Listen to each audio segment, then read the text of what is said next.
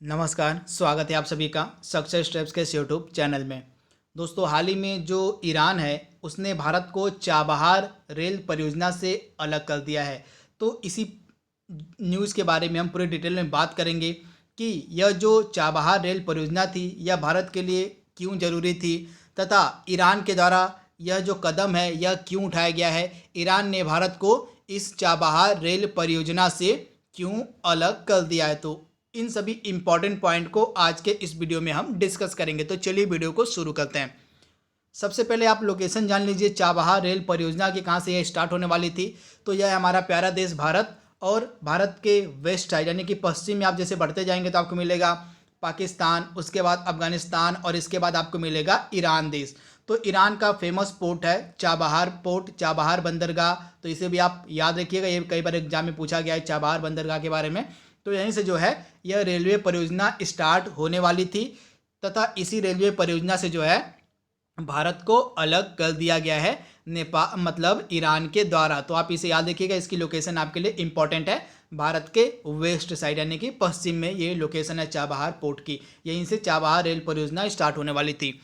तो यहाँ पे आप देख रहे हैं ईरान के द्वारा चाबहार रेल परियोजना से भारत को अलग कर दिया गया है। अब इस परियोजना को जो ईरान है बिना भारत के सहयोग से ही पूरा करेगा। तो आप इसे याद रखिएगा, अब जो ईरान है इस परियोजना को बिना भारत के सहयोग से पूरा करेगा। तो इसे भी आप ध्यान दीजिएगा।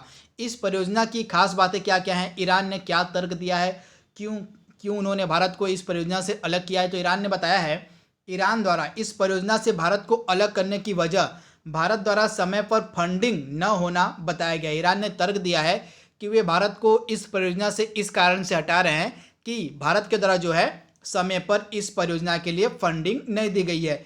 ईरान के द्वारा यह भी कहा गया है कि ईरान रेलवे जो है अब बिना भारत की मदद से इस परियोजना को पूरा करेगा। इसके लिए ईरान का जो नेशनल डेवलपमेंट फंड है उससे 40 करोड़ डॉलर की धनराशि भी इस परियोजना के लिए मंजूर कर दी गई है। तो इसे भी आप ध्यान दीजिएगा। इससे पहले जो यह परियोजना थी चाबहार रेल परियोजना, इस परियोजना को भारत की जो सरकारी रेलवे कंपनी है इरकॉन पूरा करने वाली थी। तो इसे भी आप ध्यान दीजिएगा, यह जो चाबहार रेलवे परियोजना थी इस परियोजना की भारत की कंपनी इरकॉन रेलवे पूरा करने वाली थी, परंतु अब इसे इस परियोजना से अलग कर दिया गया है। इसके बाद यह जो परियोजना है, यह रेलवे जो परियोजना थी चाबहार पोर्ट, जो ईरान का फेमस पोर्ट है चाबहार पोर्ट से जहेंदान के बीच प्रस्तावित थी, जिसे बाद में अफगानिस्तान की सीमा तक बढ़ाया जाना था। तो ये भी आप याद रखिएगा, यह जो परियोजना थी रेलवे परियोजना, यह परियोजना चाबहार पोर्ट जो कि ईरान में है यहाँ से लेके जहेंदान तक प्रस्तावित थी, बाद में जहेंदान से इसको अफगानिस्तान की सीमा तक बढ़ाया जाना था। इस परियोजना को 2022 तक पूर्ण करने का लक्ष्य भी रखा गया था। जो चाबहार रेलवे परियोजना थी इसको 2022 तक पूरा करने का लक्ष्य भी रखा गया था।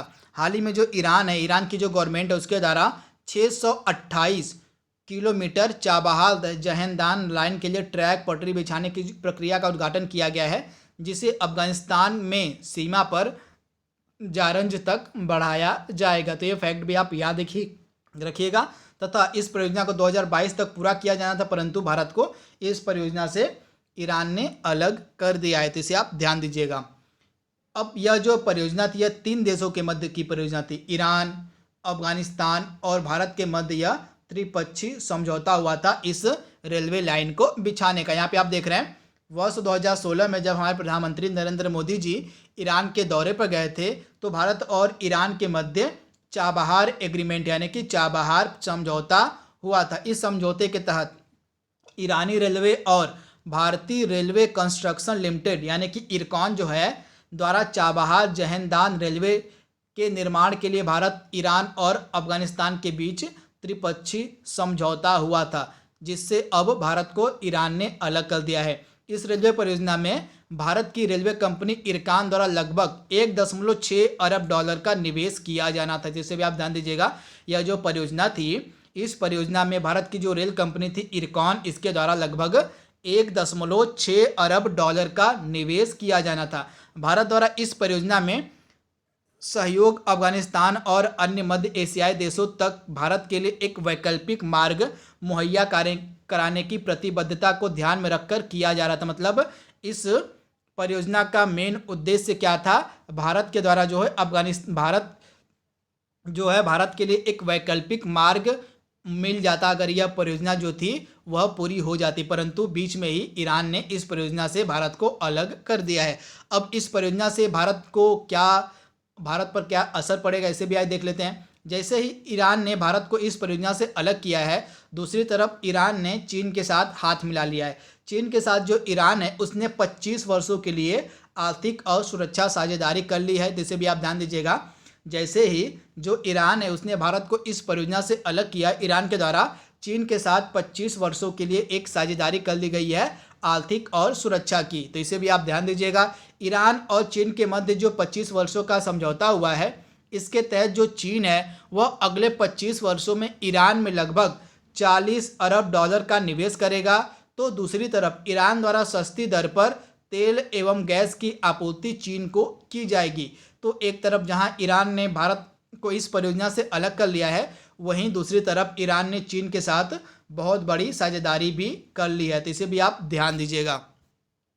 इसके बाद ईरान के इस कदम से भारत के सामरिक और आर्थिक हितों पर प्रतिकूल प्रभाव पड़ सकता है, क्योंकि पश्चिम एशिया में चीन की उपस्थिति हमेशा ही विवादों का हिस्सा रही है। तो इसे भी आप ध्यान दीजिएगा। तथा हाल के दिनों में भारत और चीन के मध्य भी टकराव की स्थिति बनी हुई है।